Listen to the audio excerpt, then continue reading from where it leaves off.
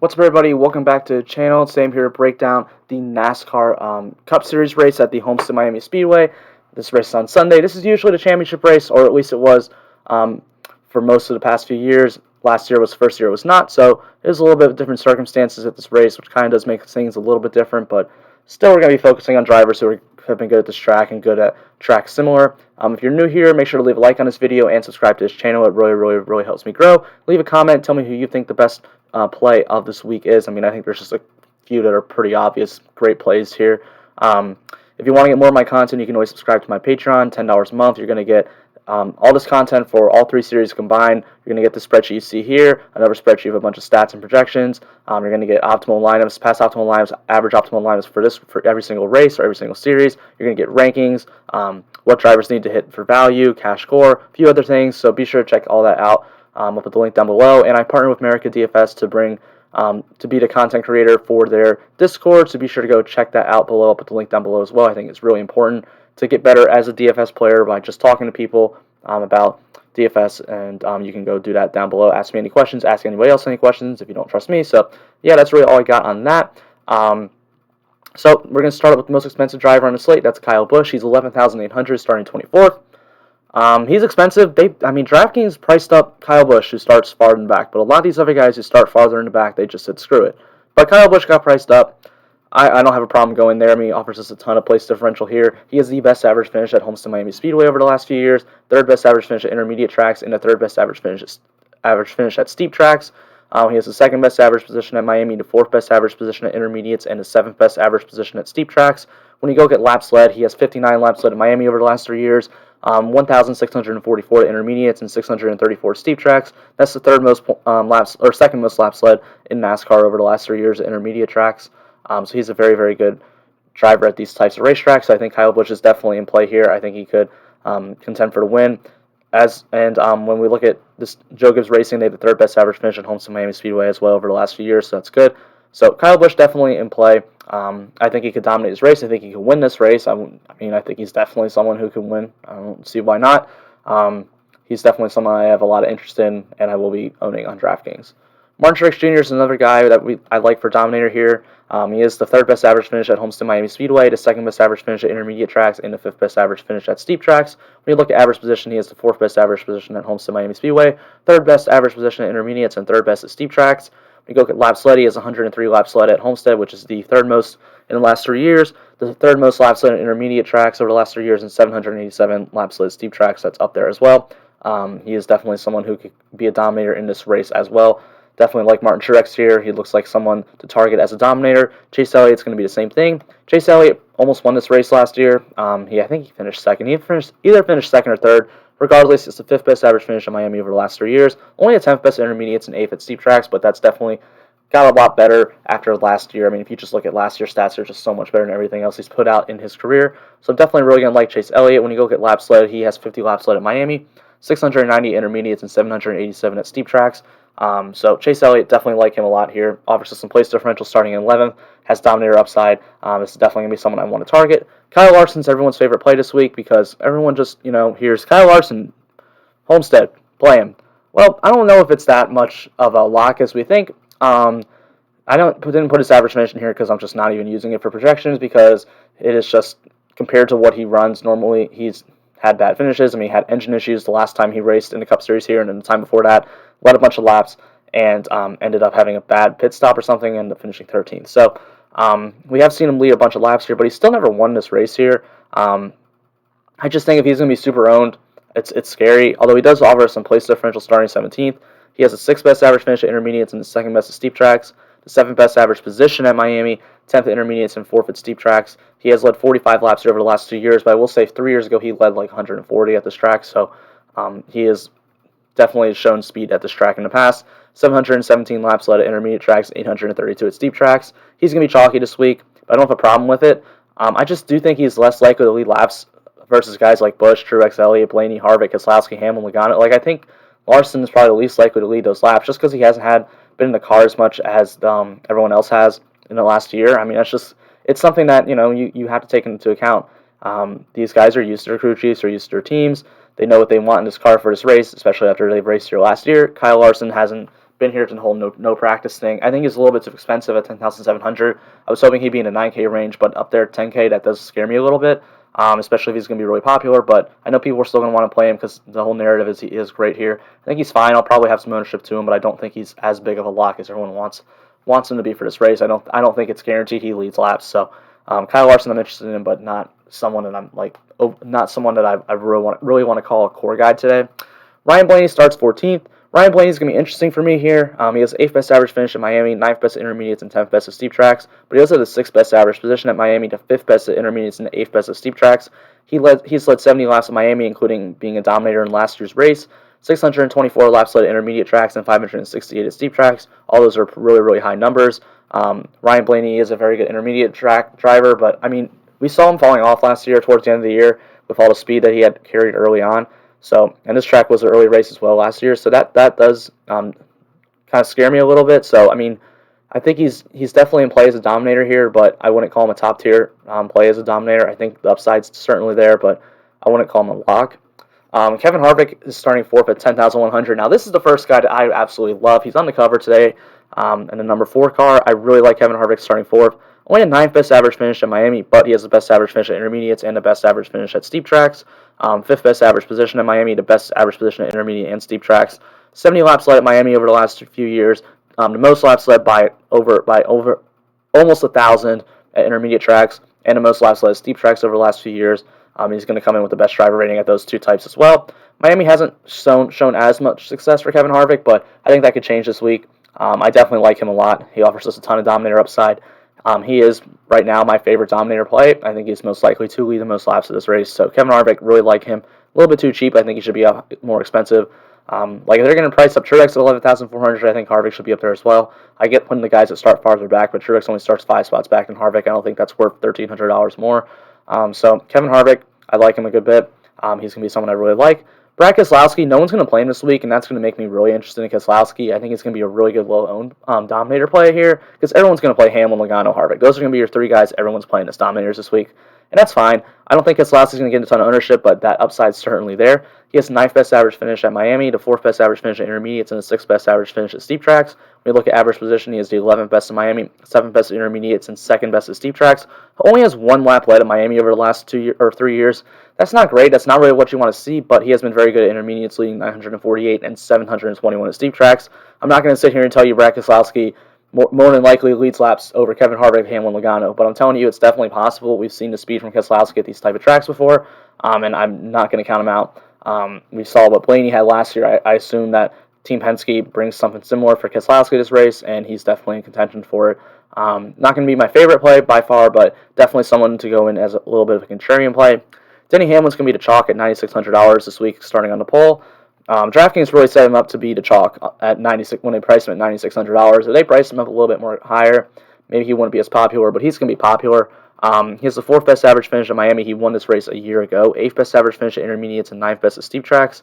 2nd best average position at Miami, 9th best at intermediates, and 5th at steep tracks. Most laps led in the field at Homestead Miami Speedway, but all of those did come last year. Not all of them, but the most part of those 178 laps led at Miami over the last 3 years were last year.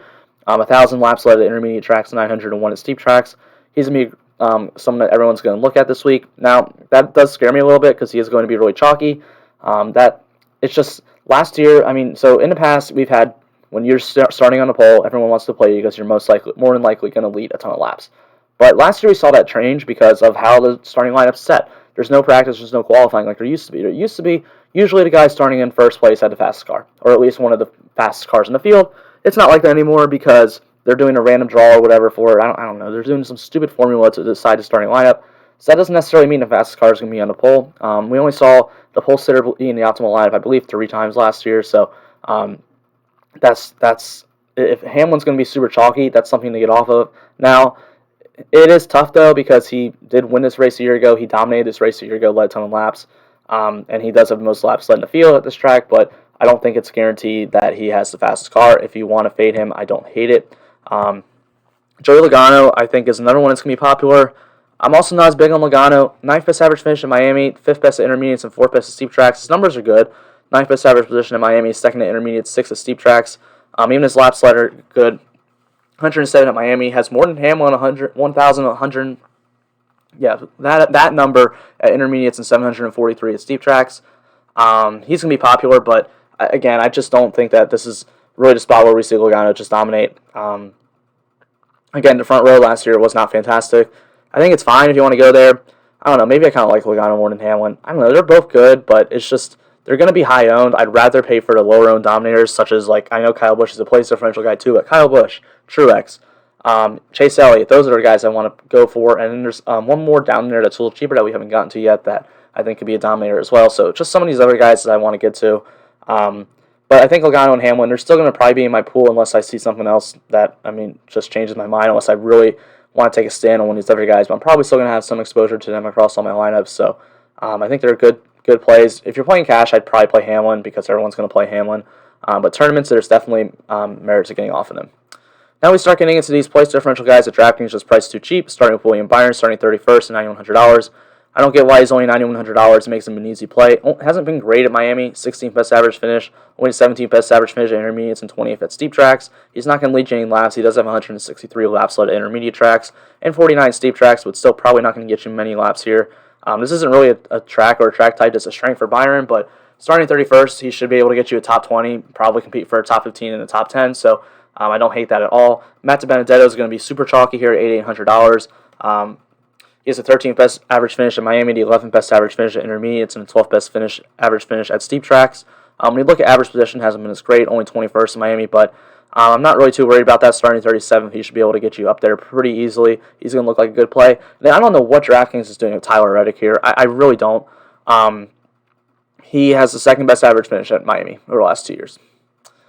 And they priced him at $8,500, and he starts 35th. I don't understand this. This one makes no sense to me. He had the best average finish in this race a year ago. I just don't get it.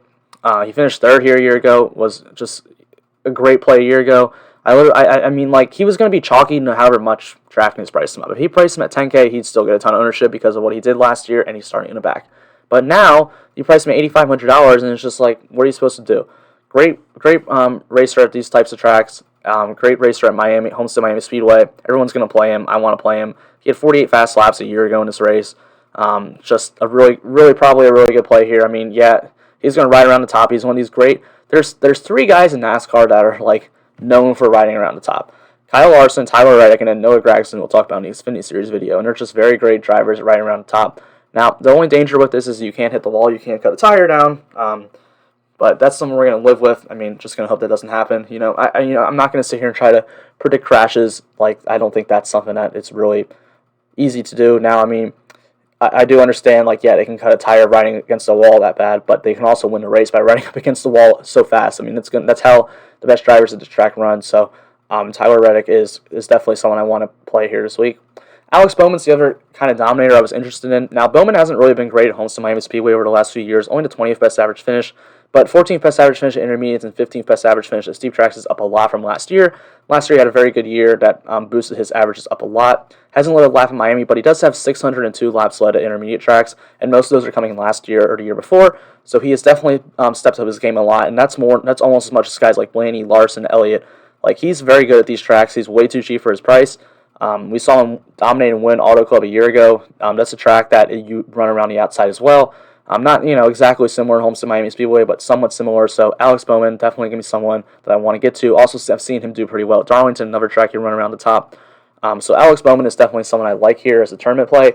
Wouldn't play him in cash, but definitely a tournament guy that could be that could actually lead laps and be a lot lower owned. So I'm going to be interested here in Bowman. Kurt Busch is $8,100 starting fifth. I don't think I'm going to want to get there. 15th best average finish at Miami isn't great. 7th best average finish at intermediates and 7th best at steep tracks. He's just going to kind of have to hang around in there in that top 5 to top 10 to really pay off that salary, and I just don't see it happening. So I'm not going to be there. Eric Almirola starting 16th is an interesting play. He has the 12th best average finish at Miami, 12th best average finish at intermediates, and 11th best at steep tracks. 10th best average position at Miami, 11th best at intermediates, and 13th at steep tracks. Probably not going to lead you any laps, although it is possible. 411 laps led at intermediates, 42 at Miami over the last few years, so it is possible, but still, for the most part, don't think that's somewhere I really want to go to. In this range, the guy I really want to talk about is Austin Dillon.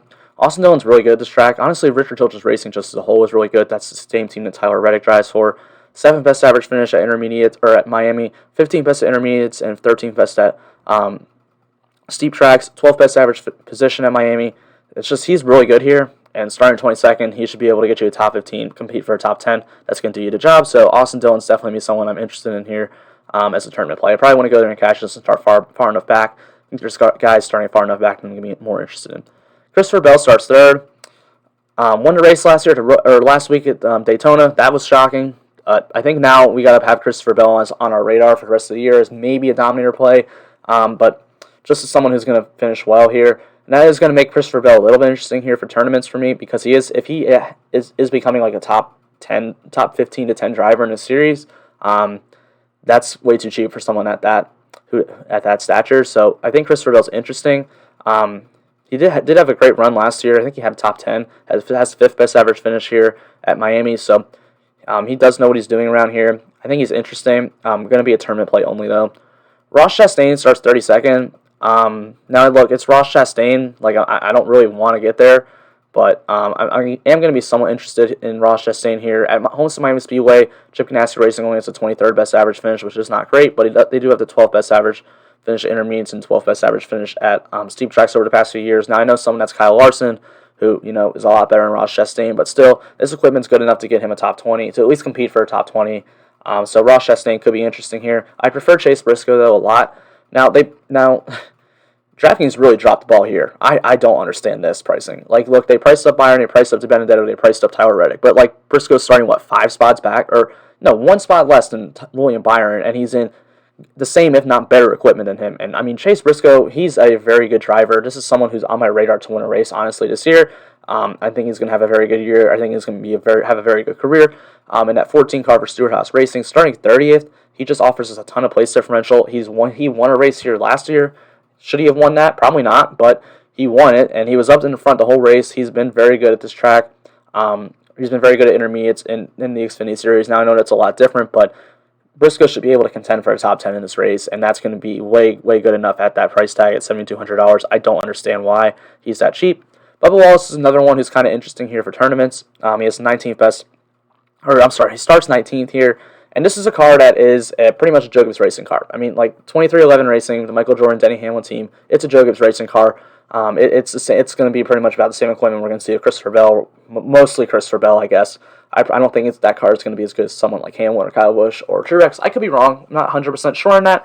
The jury's still out on that one, so we'll see. But this is basically a JGR car, and at $7,000 is too cheap for that kind of car. Bubba Wallace should be able to, at least get a top 15. And if he's in the top 10 at the end of this race, he's going to be very optimal. So a good tournament play, in my opinion. I want to go there and cash, but definitely someone I am interested in for tournaments.